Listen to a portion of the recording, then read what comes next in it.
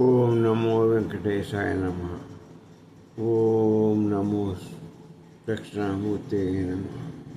ఓం శ్రీ సీతారామచంద్ర పరబ్రహ్మ స్వరూపాయ స్వరూపిణే నమ. ఆది శంకరాచార్య గురువే నమ. దక్షిణామూర్తే నమ. మనం ఈనాడు 20వ శ్లోకాన్ని మనం 19th శ్లోకం 19వ శ్లోకం శంకరాచార్య గారిది 19వ శ్లోకం చెప్తుంది. అందులో స్వామి ఏం చెప్తున్నా అంటే ఆత్మ కర్త కాదు భోక్త కాదు అని ఆత్మ గురించి చెప్తున్నాడు. ఆ శ్లోకం ఏంటంటే ఆత్మ కర్త కాదు భోక్త కాదు, కానీ అది ఒక సాక్షి మాత్రమే. ఆత్మ కర్త నభోక్త చ సాక్షి కేవలం. ఆత్మకర్త ఆత్మకర్త కాదు, భోక్త చ భోక్త కూడా కాదు, సాక్షి కేవలం ఏవ సహ అది కేవలం సాక్షి మాత్రమే. ఆత్మభోక్త కాదు, కర్త కాదు, అది కేవలం సాక్షి అని చెప్తున్నాడు. బుద్ధ్యాది వ్యాపృతవు సాక్షి దీపవద్వర్తతే స్వయం. బుద్ధ్యాది వ్యాపృతవు బుద్ధి మనస్సు ఇవి చేసే కర్మలన్నిటికీ అది సాక్షి. దీపవద్వర్తతే స్వయం, అన్నిటికీ అది సాక్షిగా పనిచేస్తుంది, సాక్షిగా చూస్తూ ఉంటుంది. బుద్ధి చేసే పని మనసు చంచలమైంది, అది సంకల్పాలు అన్నీ కోరుకుంటుంది. అన్ని సంకల్పాలకి అదే కారణం. అది కావాలి ఇది కావాలని మనం చెప్పుకుంటున్నాము. మనసు ఎప్పుడు కోరుకుంటూ ఉంటుంది. బుద్ధి దాన్ని జడ్జిమెంట్ నిర్ణయకర్తది. అది ఏది మంచి ఏది చెడు ఈ మనసు చెప్పిన వాటిలో మంచి చెడు విచారించి అది కన్ఫర్మ్ చేస్తుంది. అది మన ఈ స్థూల శరీరం ద్వారా ఈ మనస్సు బుద్ధి సాధిస్తాయి. ఆ కోరుకున్న దాన్ని ఫలితాన్ని రాబడతాయి. అది మంచి ఫలితం కావచ్చు, చెడు ఫలితంగా. ఒకపారి మంచి ఫలితాలు వస్తాయి, ఒకపారి మంచి కోరికలు కోరుకుంటే, ఒకపారి చెడు కోరికలు కోరుకుంటే చెడు ఫలితాలు కూడా వస్తాయి. ఇవన్నీ ఏమైతే మంచి ఫలితాలు కానీ చెడు ఫలితాలు కానీ బంధనాలు ఏర్పడతాయి. ఈ బంధనాలన్నిటికీ ఈ మనసు చేసే పనులు బుద్ధి చేసే పనులకి బంధనాలు ఏర్పడటానికి అన్నిటి కారణం ఆత్మ కాదు. ఆత్మ కేవలం సాక్షిభూతమైంది, చైతన్యవంతమైనది, ప్రకాశవంతమైనది. ఎల్లకాలం 3 కాలములందు కూడా ఉండున్నటువంటిది. అది సత్ చిత్ స్వరూపము. సత్స్వరూపం అంటే ఎప్పటికీ ఉండున్నది. చిత్స్వరూపం అంటే ప్రకృతి, అవిద్య, అజ్ఞానం. దానికి ఆత్మకి 2 రూపాలు ఉన్నాయి. ఒకటి సత్స్వరూపం, 2 చిత్స్వరూపం. సత్స్వరూపం అంటే ఉనికి ఉన్నది, ఎప్పటి 3 కాలములందు ఉంటుంది. శుద్ధ స్ఫటిక స్వరూపంగా ప్రకాశిస్తుంది. రకాల 3 కాలంలో ఉంటుంది. సత్వస్తువు ఎల్లప్పుడూ ఉంటుంది. దానికి ఆది అంతం అనేది లేదు. ఇక అది చిత్తస్వరూపం కూడా కలిగి ఉంటుంది. ఒక రూపాయి బొమ్మ పుస్తకానే చిత్తస్వరూపం కూడా కలిగి ఉంటుంది. అదే అమ్మవారు. సత్తు ప్లస్ చిత్తు. అమ్మవారు అంటేనే ప్రకృతి, మాయా, త్రిగుణములో ప్రకృతి అంటే త్రిగుణములో కలది. అమ్మవారికే త్రిగుణం ఉన్నాయి. సత్తుకు ఏ గుణము లేదు, నిర్గుణం. అందుకు శుద్ధ స్వర్గంగా ఉంటాడు, జలంగా ఉంటాడు, సత్తుగా ఉంటాడు. ఉపాధి రాగానే అట్లా కనపడతాడు. ఈ చిత్తస్వరూపం ఉన్నదే అది చైతన్య స్వరూపము. ఇది కూడా శాశ్వతమైనది, 3 కాలములందు ఉన్నది, త్రిగుణములతో కూడుకున్నటువంటిది. తర్వాత చైతన్య స్వరూపిణి. ఇది ప్రకాశవంతమైనది. మన శరీరానికి చైతన్యాన్ని కలిగించేది ఈ చిత్రరూపం. ఆ చైతన్యాన్ని మనకు స్థూల శరీరానికి సూక్ష్మ శరీరానికి చైతన్యం మన కళ్ళు, జ్ఞానేంద్ర, ఇంద్రియాలు, మనస్సు, బుద్ధి ఇవన్నీ పనిచేయటానికి ఆ యొక్క చిత్తస్వరూపం యొక్క చైతన్యమే కారణం. ఆ కారణం వల్ల ఈ స్థూల శరీరంతో మనసు కోరిన కోరికలు, బుద్ధి ఇవన్నీ కూడా ఆ చైతన్యంతోనే సాధిస్తుంది ఈ స్థూల శరీరం. ఆ చైతన్యాన్ని కోల్పోయామనుకో, చిత్తస్వరూపం పోయిందనుకో, అంటే ఆత్మ పోయిందనుకో, శరీరాన్ని వరివిడి పోతే చైతన్యం పోతుంది. చైతన్యం పోతే నీ శరీరం పడిపోతుంది. దాన్ని కాల్చి పారేస్తారు, అది బూడిదైపోతుంది, పూడ్చిపెడతారు. ఈ శరీరం పోతే మళ్ళా సూక్ష్మ శరీరం మళ్ళీ ఇంకో శరీరాన్ని కొనుక్కుంటుంది. మళ్ళా చైతన్యవంతమై మళ్ళీ ఆ శరీరంలో చైతన్య స్వరూపంగా ఏర్పడి మళ్ళా అనుభవిస్తుంటుంది. స్థూల శరీరం చేస్తుండే సూక్ష్మ శరీరం భోగాయుతంగా అనుభవిస్తుంది. ఇది మామూలు జరిగేటువంటి కారణాలు. అయితే ఇప్పుడు మనం తెలుసుకోవాల్సింది ఏంటంటే, ఆత్మ అనేది శాశ్వతమైనది. ఈ బుద్ధి మనస్సు చేసే పనులకి దానికి ఎటువంటి సంబంధము లేదు. అది కేవలం సాక్షిభూతం మాత్రమే. అది కర్త కాదు, కర్తృత్వం లేదు దానికి. ఆత్మకి భోక్తృత్వం కూడా లేదు. కేవలం సాక్షిభూతము, చైతన్య స్వరూపం మాత్రం. అది మనం తెలుసుకోవాలి. ఆత్మ అనేది మనలో ఉన్నంత వరకే మనకు ఈ శరీరానికి, స్థూల శరీరానికి విలువ. దానికి చైతన్యం ఉంటేనే ఈ శరీరం కదులుతుంది, అన్ని పనులు చేస్తుంది. లేకపోతే ఏది చేయదు, పడిపోతుంది. దీపంలా మనం ఇప్పుడు ఆత్మకర్త కాదనుకున్నాం, అది భోక్త కాదనుకున్నాం, అది కేవలం సాక్షి మాత్రమే అనుకున్నాం. ఎట్లాగంటే దీనికి ఒక ఉపమానం చెప్పుకున్నాం. మనం ఒక గదిలో పోయాం, చీకటిగా ఉంది, లైట్ వేసాం, వెలుగు వచ్చింది, మనం అన్ని పనులు చేసుకుంటాం ఆ గదిలో. ఆ లైట్కి ఏమైనా సంబంధం ఉందా? ఆ లైట్ వెలిగింది, మనకు కనపడుతున్నది, మన స్థూల శరీరానికి కళ్ళకు దాన్ని పని చేసుకోవడానికి అది దోహదపడుతుంది. ఆ కాంతి అన్ని పనులు మనం చేస్తుంటాం. దేనితోని? ఆత్మ యొక్క చైతన్య స్వరూపంతో మనం చేస్తున్నాం. అది మర్చిపోకూడదు. ఈ శరీరం చేయదు. శరీరానికి కావాల్సిన చైతన్యం ఆత్మ ఇస్తుంది. ఆత్మ చైతన్యం వల్లనే మనం ఈ స్థూల శరీరం పనులు చేస్తుంటుంది, సూక్ష్మ శరీరం భోగిస్తుంటుంది, మనస్సు చేయిస్తుంది, ఆత్మ చేయిస్తుంది.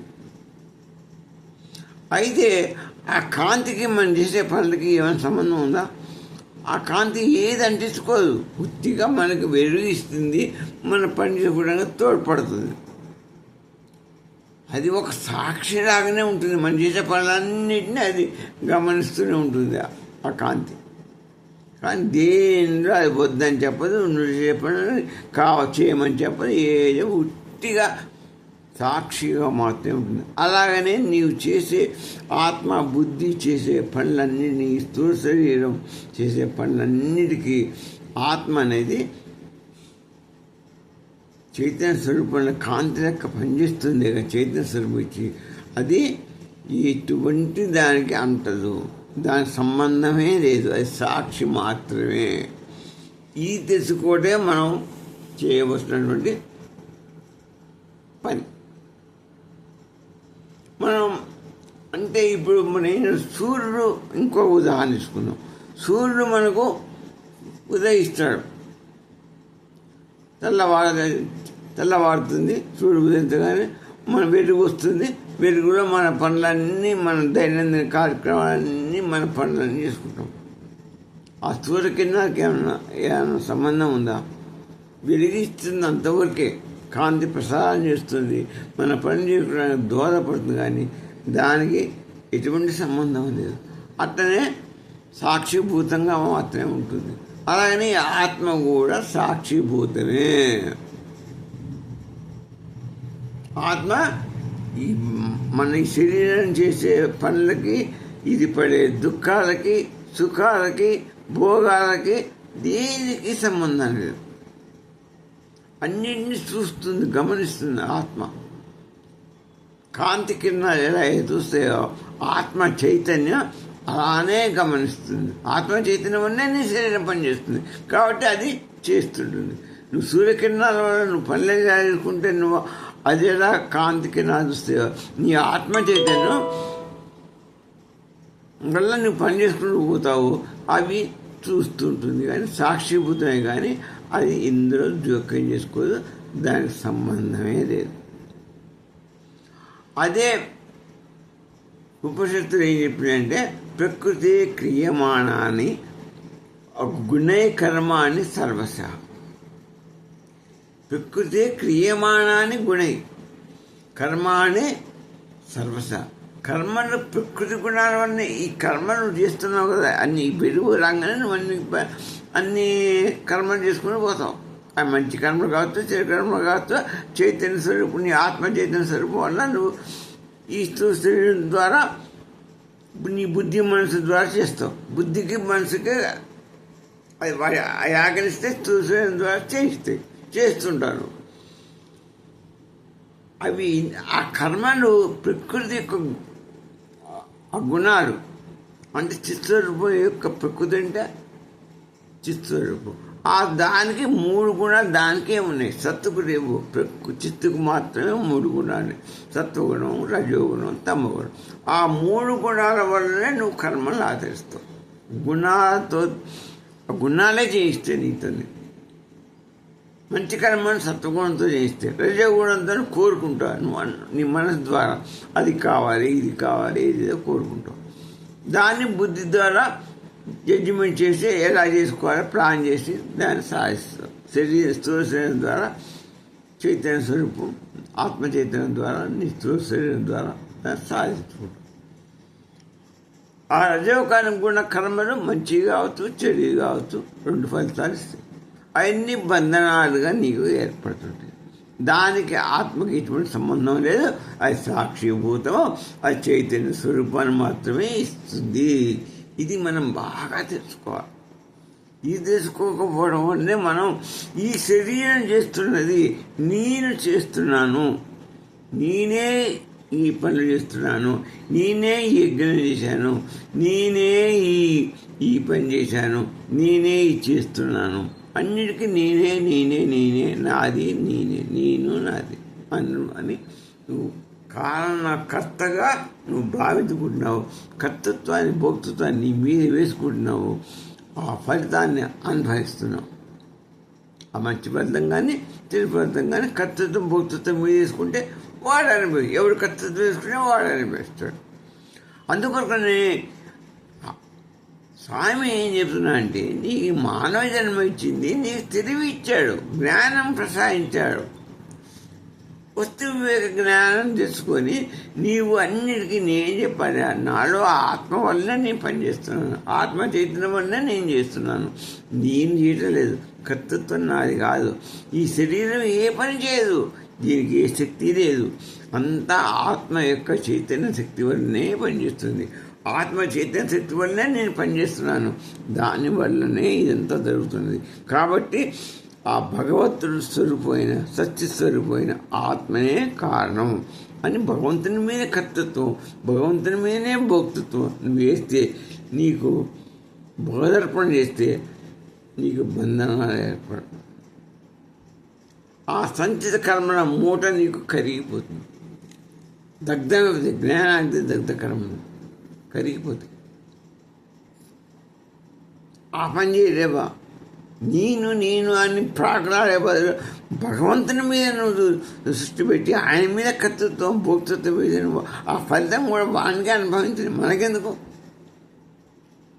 మన శరీరం పుట్టితే అశాశ్వతమైంది. ఇది ఆ చైతన్యం ఉన్నంతవరకు ఈ శరీరం పనిచేస్తుంది. ఆ చైతన్యమే చేయిస్తున్నది మనతోనే. ఆ చైతన్యం పోతే దీన్ని కాల్చిపాస్తే ఈ అశాశ్వతం.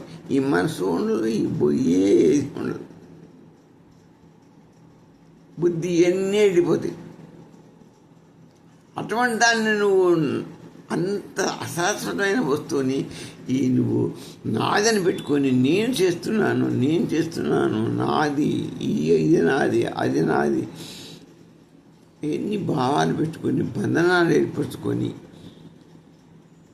నీ పంచకోశాలతోనే నువ్వు బంధన లేయర్స్ ఏర్పరచుకొని ఆత్మని లోపల పడేసి దాని స్వరూపాన్ని తెలుసుకోకుండా ఆత్మజ్ఞానాన్ని పూడ్చిపెట్టి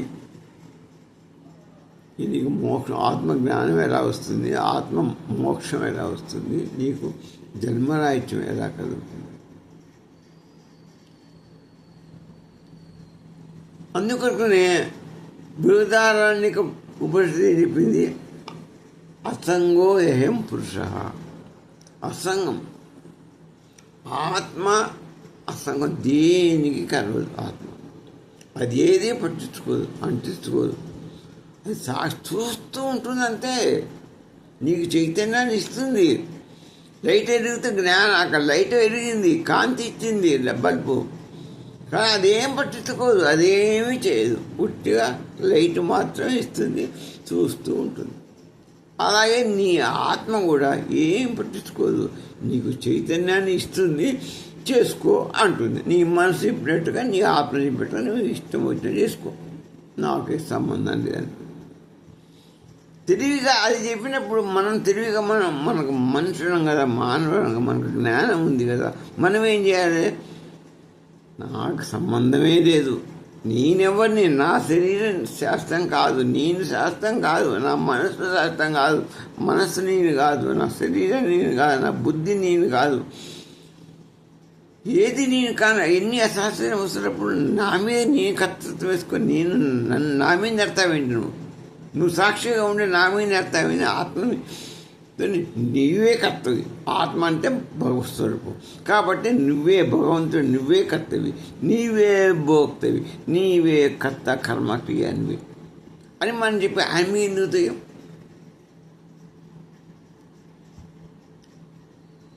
పరబ్రహ్మ మన మీద నెడితే మనం పరబ్రహ్మ మీద నెట్టాలి.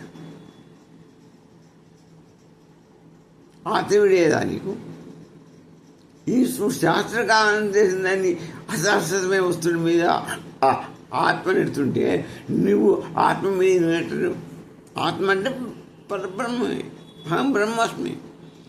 అంత చేసేది వాడే. వాడి సంకల్పం వల్ల ఇంత సినిమా ఇలా నిలుస్తుంది. చేసేది వాడైతే నీ మీద నిలుస్తుంది. అశాస్త్రమైన సినిమా నిలుస్తుంటే నువ్వు అసలు చేసేవాడి మీద నువ్వు నెట్టవయా?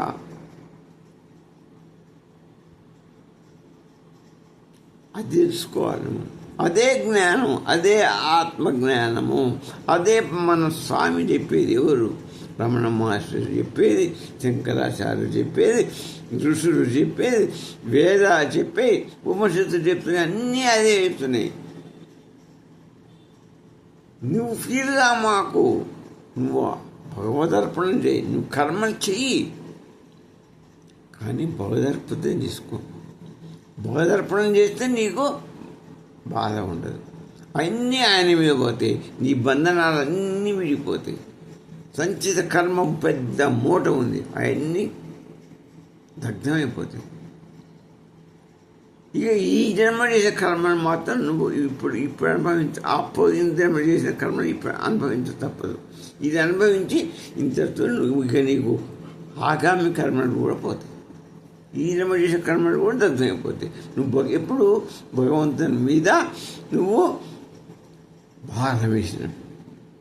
అదే కృష్ణుడు చెప్పాడు, నువ్వెవర్రా నేను చేసేది, నన్ను పట్టుకొని నా మీద వేరా భారం అని అర్జునుడికి చెప్పాడు.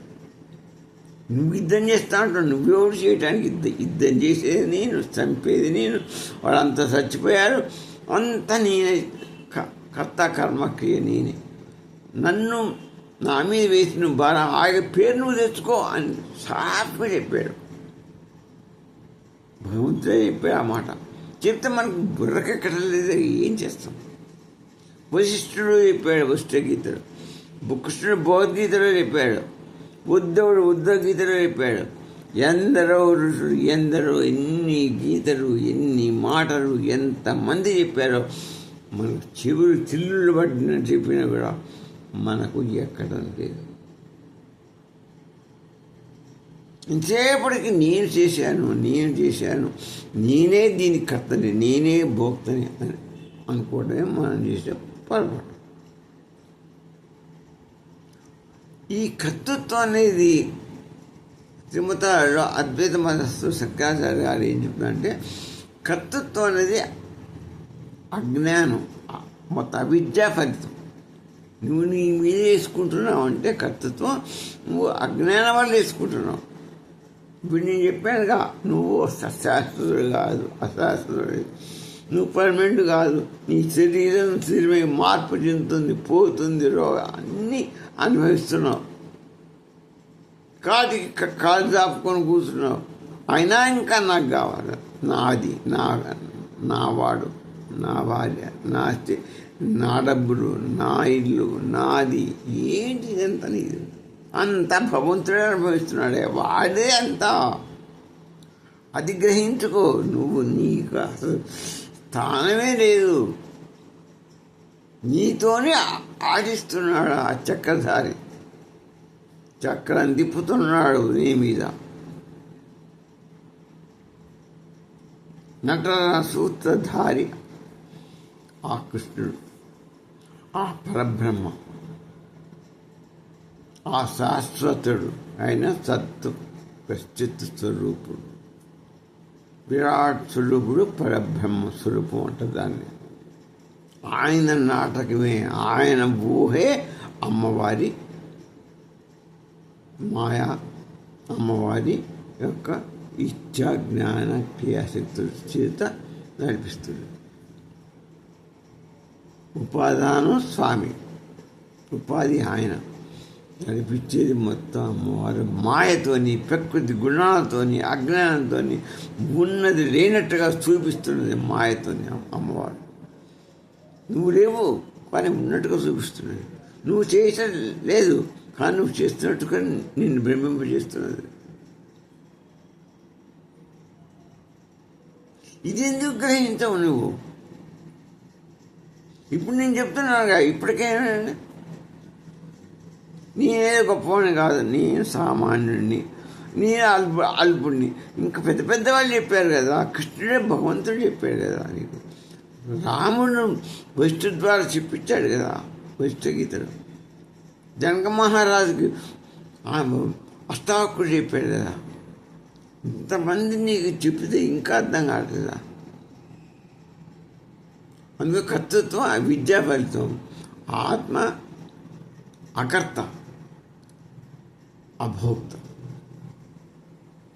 ఆత్మ అకర్త, అభోక్త, సాక్షి మాత్రమే. విశిష్టాద్వైతం ఏం చెప్తున్నది అంటే, జీవుడు పరిమితమైన కర్త అని చెప్తూనే ఉన్నాడు రామానుజాచార్యులు. జీవుడు పరిమితమైన కర్త అన్నాడు, పూర్తికర్త కాదన్నాడు. పూర్తికర్త ఎవరు? భగవంతుడే, ఆ విష్ణువే. నువ్వు కాదురా, భగవంతే పూర్తికర్త. జీవుడు పరిమితమైన కర్త, నిన్ను వాడుకుంటున్నాడు వాడు అని ఆయన స్వయంగా చెప్పాడు రామానుజాచార్యులు. ఇంకా నీకు అర్థం కాకపోతేట్టుగా శంకరాచార్య చెప్పాడు, ఈ రామానుజాచార్యులు కూడా చెప్పాడు. వాళ్ళ మాట నమ్మరా మీరు? ఎవరి మాట నమ్ముతారు? మీకు ఏం ప్రూఫ్ కావాలి? పరమాత్మ ఆధారంగానే పనిచేస్తాడు. జీవుడు పరమాత్మ ఆధారంగానే పనిచేస్తున్నాడు చెప్పేగా. అంత పరమాత్మ చేసేది. నువ్వు పరిమితమైనటువంటి కర్తవి. నీకు టోటల్ అప్పుడు నీ పావలా వంతు, నీ ముప్పా వంతు ఆయనది. ఆయన ఆధారంగా నువ్వు పనిచేస్తున్నావు. నువ్వు ఉట్టి ఉపాధి నిన్ను వాడుకుంటున్నాడు అంతే. రామానుజాచార్యులు స్పష్టంగా చెప్పాడు ఆయన ఉదయించి. ఇక ద్వైత మధ్వాచార్య గారు కూడా చెప్పారు, జీవుడు కర్త భోక్త అన్నాడు. జీవుడు కర్తృత్వాన్ని భోక్తృత్వాన్ని తన మీద వేసుకొని అనుభవిస్తున్నాడు అన్నాడు. కానీ అంత ఈశ్వర నియంత్రణలోనే ఉన్నది. వీళ్ళు అనుభవించడానికి కారణం ఈశ్వరుని యొక్క అనంతరం. అందుకని ఆ ఈశ్వరుని ప్రార్థించు. నా మీరెందుకేసి నన్ను ఆడుకుంటున్నావయ్యా? నీవే కర్తవి, నీవే భోక్తవి. నన్ను పెట్టి నన్ను నాశనం చేయమక్కయ్య అని ముట్టుకున్నాడు మధ్వాచార్యుడు. ఈ రమణ మహర్షి ఏం చెప్తాడు? నేను చేస్తున్నాను అనే భావాన్ని పరిశీలించు. నేను చేస్తున్నాను, ఇక్కడ నేను అంటే ఆత్మ. వేదాంత భావంలో నేను అంటే ఆత్మ.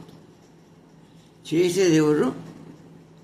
నేను చేస్తున్నాను, ఆత్మే చేస్తుంది అంటే భగవంతు స్వరూపమే చేస్తున్నది అని ఒక్కపార ఆలోచించు. అది అంతర్ముఖం చెంది నీ శరీరం చేస్తుందా, నువ్వు చేస్తున్నావా, ఆయన చేస్తున్నాడా, నేనే చేస్తున్నా నువ్వు అనుకున్నావు. నేనే కాదు, నేను అనబడే ఆత్మ చేస్తున్నది. ఆధ్యాత్మిక భావంలో నేను అంటే పరమాత్మ, ఆత్మ పరమాత్మ స్వరూపం. అది చేస్తున్నది, అది నడిపిస్తున్నది, కానీ నటన చేస్తున్నది. సాక్షి నీ చైతన్యం ఇచ్చి నీకు నడిపించి నాకు సంబంధం లేదంటున్నది. అప్పుడు నువ్వు ఆత్మే చేస్తుందని నువ్వు అనుకుంటే నీకు అహంభావం కరిగిపోతుంది. నేనే చేస్తున్నాననే భావం పోయి బంధనాలన్నీ తొలగిపోతాయి.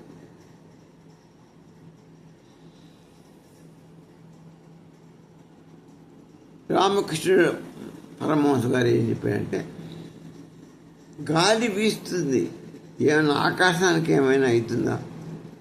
ఏమి కాదు. ఆకాశం గింత కూడా కదదు. నువ్వు ఈ చేసే క్రమణ నీ మీద నువ్వు అనుభవిస్తున్నావు, కానీ ఆత్మకి ఏమైనా అవుతుందా? ఆత్మకి ఏది అంటది, ఏది దానికి చలనం లేదు. ఇక శుభ్రంగా నీ చైతన్యాన్ని నీ ముఖాన్ని పడేస్తుంది. నువ్వు చేయరా, అనుభవించరా అంటుంది. చక్రాలు జీవన మరణాలు పొందు, ఈ కష్టాన్ని నువ్వే అనుభవించు, కర్తృత్వం భక్తుత్వం నువ్వే తీసుకొని చావని చెప్పి అది ఎటువంటి గాలి దుమ్ములు వచ్చినా అది ఆకాశంలో నిర్మలమైన ప్రకాశవంతంగా ఆత్మ ప్రకాశిస్తుంది, చైతన్యాన్ని నీకు ఇస్తుంది అని చెప్పినాడు. ఈ స్వామి వివేకానంద గారు ఏం చెప్పినారంటే, the self neither acts nor is acted upon. Self అంటే ఆత్మ, అది పని చేయదు, నెయిదర్ యాక్ట్స్ అంటే పని చేయదు, it neither Nar is acted. చేసేది కాదు, ఇదివరకు చేయలేదు, ఇప్పుడు చేయదు, ఎప్పుడు చేయదు, ఎప్పుడు సాక్షిగానే ఉంటుంది. నెయిదర్ నార్, ఇప్పుడు చేయటం లేదు, ఇంతకుముందు చేయలేదు, ఎప్పుడు ఆత్మ సాక్షిభూతంగానే ఉంటుంది. చైతన్యం నీ శరీరానికి ఇస్తూనే ఉంటుంది, ప్రకాశవంతమైనది. ఇక లాస్ట్కు మనకు ఇవాటి సందేశం మనకు తెలిసింది ఏంటంటే, కర్మ ప్రకృతి స్థాయి. కర్మ అనేది ప్రకృతి స్థాయి. ఎందుకని? ఆ ప్రకృతికి 3 గుణాలనే కాబట్టి ఆ గుణాల వల్లనే కర్మలను చేస్తున్నాం. కాబట్టి కర్మ అనేది ప్రకృతి వల్ల కలిగేటువంటి కర్మలు. కర్తృత్వం అహంకార భావం. నువ్వు కర్మ నేనే చేస్తున్నా అనుకుంటున్నావే, అదంతా నీ యొక్క అహంకారం వల్ల నువ్వు ఆ మాట అంటున్నావు. నేనే చేస్తున్నాను, నేనే, ఇది నాది, ఇది అంతా అహంభావం. భోక్తృత్వాన్ని నువ్వు ఫీల్ అవుతున్నావే, అది మనస్సు యొక్క అనుభవం. మనస్సు అంటుంది నేను చేస్తున్నాను, నేను ప్రాణేశాను, నేను కోరుకున్నాను, బుద్ధి చెప్పింది, నా శరీరం చేసింది. నేను చేయబట్టి ఆ శరీరం చేసింది, నేనే అనుభవిస్తున్నానని మొత్తం మనస్సు ప్రకటిస్తుంది. అన్నిటికీ నేనే కారణం అంటుంది. ఇక ఆత్మ ఏం చెప్తుంది? నాకే సంబంధము లేదయా, నేను సాక్షిభూతుని మాత్రమే. నీ శరీరానికి ఒక లైట్ కాంతి లెక్క ప్రసారింపజేస్తాను, నువ్వు ఏమైనా చేసుకో, నువ్వు అనుభవించు, నాకు సంబంధం అయ్యేది నీ సాక్షిని మాత్రమే అని తప్పుకుంటుంది ఆత్మ. ఇది మన మానవ జీవితం యొక్క స్థితి. దీన్ని బట్టి మీరు అర్థం చేసుకోవాల్సింది, అర్థం చేసుకుని దానికి అనుగుణంగా ప్రవర్తించండి. ఆత్మ మనం దేనికి కొనగామని మనం తెలుసుకోండి. స్వస్తి.